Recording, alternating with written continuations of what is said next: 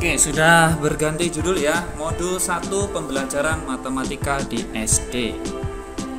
Kita akan mulai pertemuan ke-1. Modul 1 pembelajaran matematika di SD. Tujuan pada kesempatan kali ini kita akan belajar tentang hakikat anak dalam pembelajaran matematika di SD. Kemudian menguraikan teori-teori belajar matematika, menjelaskan materi matematika kepada siswa SD. Yang keempat, menjelaskan materi kepada siswa SD sesuai hierarki belajar matematika. Kemudian menjelaskan hakikat matematika, menjelaskan materi matematika kepada siswa SD dengan model-model pendekatan pembelajaran matematika di SD. Nah, ini adalah peta konsep. Ciri khusus universitas terbuka itu mempunyai peta konsep. Dan ini peta konsep untuk modul 1 pembelajaran matematika di SD. Bisa sahabat mahasiswa lihat.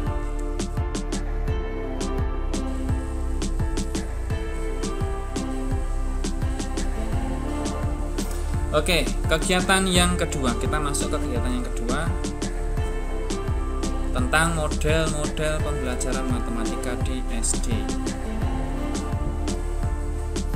Nah, hakikat matematika. Kita harus tahu ya, objek mana saja yang perlu kita ajarkan kepada peserta didik. Karakteristik dari matematika itu. Proses pembelajaran matematika juga harus kita buat.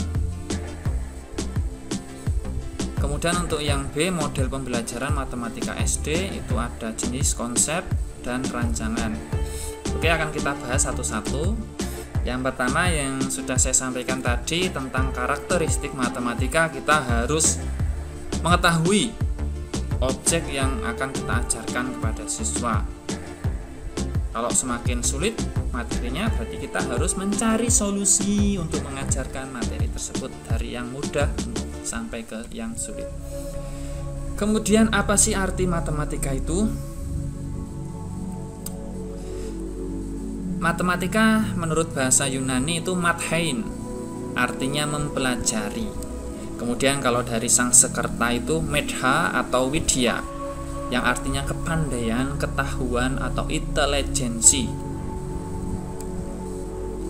Nah, kalau pendapat dari beberapa ahli bisa dibaca ya di modul. Ada dari Rus Effendi yang mengatakan matematika itu terorganisasi kan dari unsur-unsur yang tidak didefinisikan dan lain sampai bisa dibuktikan kebenarannya. Dan ada dari Klein, Ray, dan tokoh-tokoh yang lain. Nah, dari pendapat tokoh itu bisa disimpulkan bahwa matematika itu merupakan suatu ilmu yang berhubungan dengan penelaahan bentuk-bentuk atau struktur yang abstrak dan hubungan di antara hal-hal tersebut. Nah, belajar matematika itu berarti kita belajar konsep, belajar struktur, dan mencari hubungan konsep tersebut.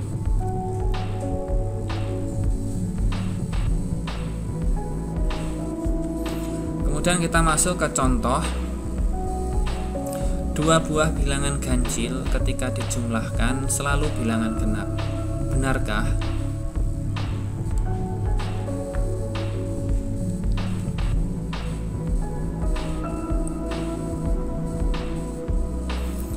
Nah, kita lihat salah ketika ada pembuktian dengan contoh hanya mengambil bilangan 1, negatif 3, kemudian 5 dan 7. Memang benar ketika ini kita buktikan itu semuanya itu bernilai genap.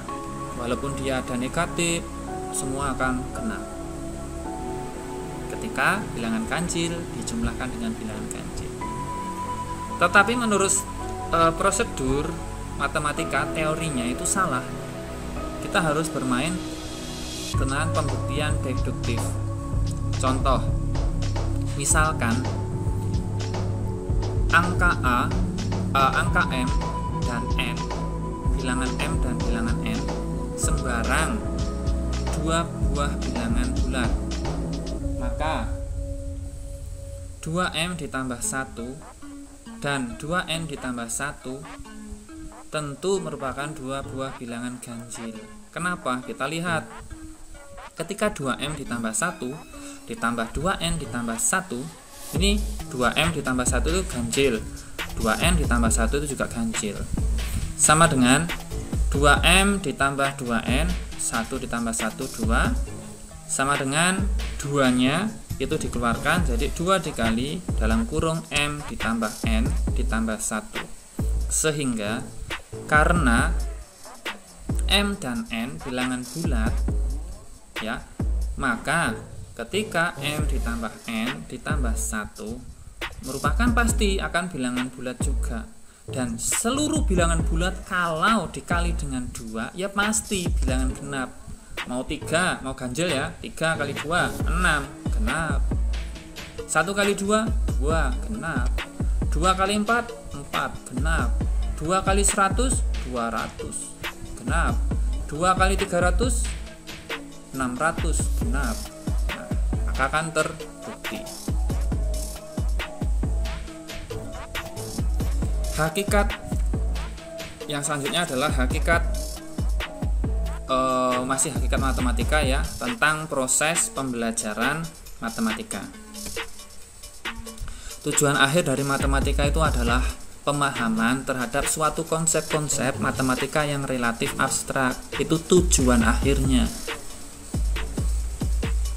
Nah, dengan cara apa? Ya, dengan menggunakan strategi teori belajar itu sebagai jembatan. Lalu harus apa? Ya, guru harus menguasai materi pelajaran tersebut sehingga menampilkan sebuah kemampuan berpikir siswa.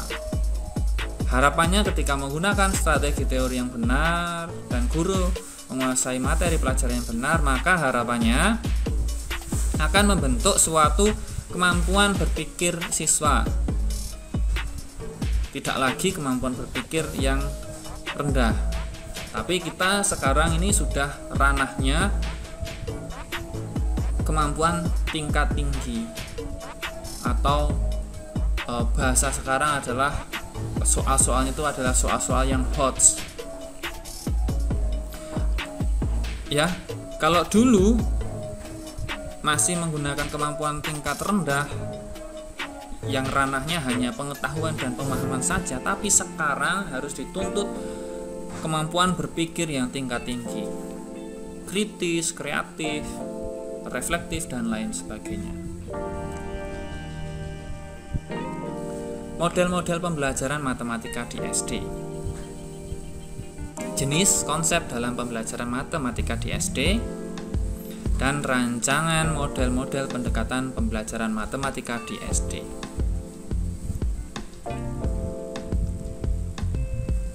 Jenis konsep dalam pembelajaran matematika di SD, konsep dasar yang paling utama ya. Jadi konsep yang harus diajarkan ke siswa kita SD itu konsep dasarnya dulu. Ya, konsep dasarnya dulu, baru pelajari, berikan konsep yang mulai berkembang. Misalkan ya, konsep dasar itu pertama ajarkan dulu penjumlahan. Baru setelah itu naik tingkat ke perkalian. Anak-anak, perkalian ini adalah lanjutan dari materi penjumlahan. Kenapa perkalian? Perkalian itu bisa dikatakan penjumlahan yang berulang. Nah, dijelaskan seperti itu hanya contoh sederhana saja. Kemudian berikan konsep yang harus dibina keterampilannya. Berikan soal-soal yang lebih tingkat, misalkan nih, berikan soal berbentuk cerita. Contohnya ada di modul, silakan bisa dilihat. Yang kedua adalah rancangan model pendekatan pembelajaran matematika. Yang pertama, model pembelajaran matematika tentang pendekatan penanaman konsep, kemudian pemahaman konsep, dan pembinaan keterampilan. Yang pertama kita bahas terlebih dahulu untuk pendekatan penanaman konsep. Harus ada konsep prasyarat. Ini paling penting. Harus ada konsep prasyarat. Maksudnya adalah ketika kita mempelajari, misal kita mempelajari akan menyampaikan materi hari ini adalah perkalian. Berarti persyaratan konsep yang harus dipenuhi adalah penjumlahan materi sebelumnya. Dan boleh menggunakan alat bantu, mengkontras atau keanekaragaman penggabungan, memperhatikan kemampuan berpikir anak, dan berpegang teguh pada hakikat matematika. Baik, kita lanjut. Nah, di sini akan saya berikan langsung ke contoh saja biar lebih mempersingkat waktu dan lebih mudeng ya kalian ya. Contoh adalah misalkan penjumlahan bilangan. Harus ada konsep prasyarat. Misalkan ada pertanyaan berapakah pensil, berarti mereka harus sudah bisa berhitung. Kemudian berapakah 2 pensil ditambah dengan 1 pensil?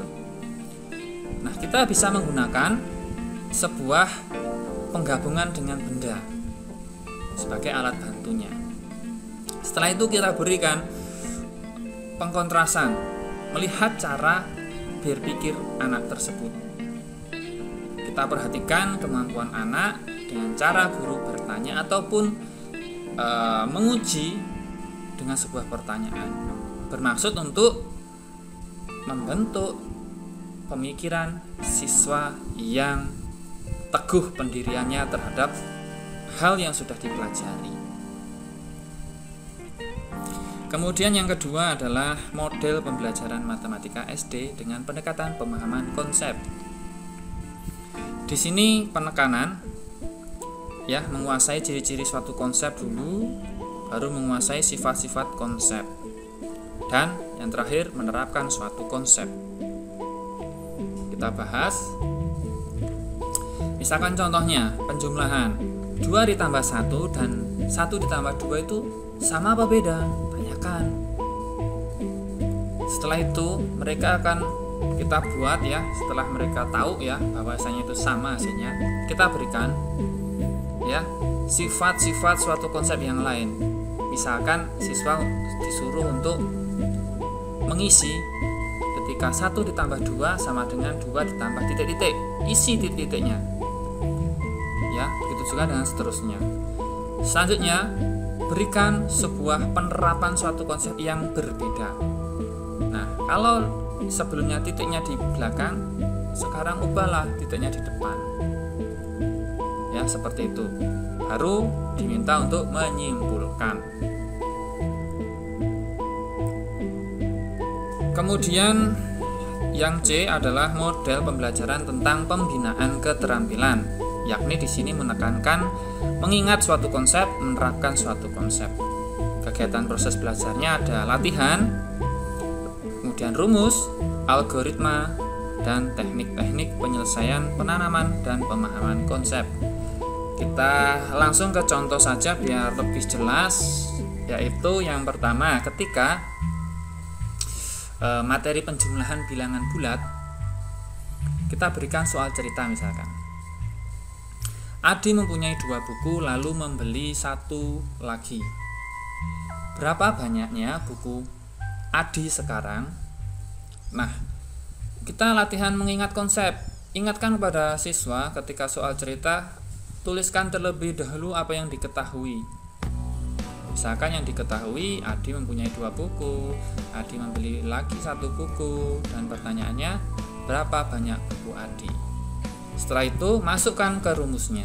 Oh, ternyata rumusnya itu 2 ditambah 1. Algoritmanya apa? Ya, berikan sebuah kesimpulan dari langkah-langkah tersebut, sehingga akan terbentuk penanaman dan pemahaman konsep. Setelah itu sudah terbentuk pemahamannya, berikan contoh lagi ya. Ini untuk setelah terbentuk menanamkan konsep, baru akan kita berikan contoh soal yang lain guna untuk pemahaman. siswa tersebut. Nah, kita di ujung sudah berakhir materi tentang modul 1, yaitu tentang pembelajaran matematika di SD dengan mata kuliah pendidikan matematika 1. Nah, barangkali dari yang kita sampaikan bersama, kita belajar bersama, sahabat mahasiswa semuanya, ada yang kurang jelas silahkan bisa ditanyakan. Silahkan, ada yang bertanya? Saya berikan kesempatan.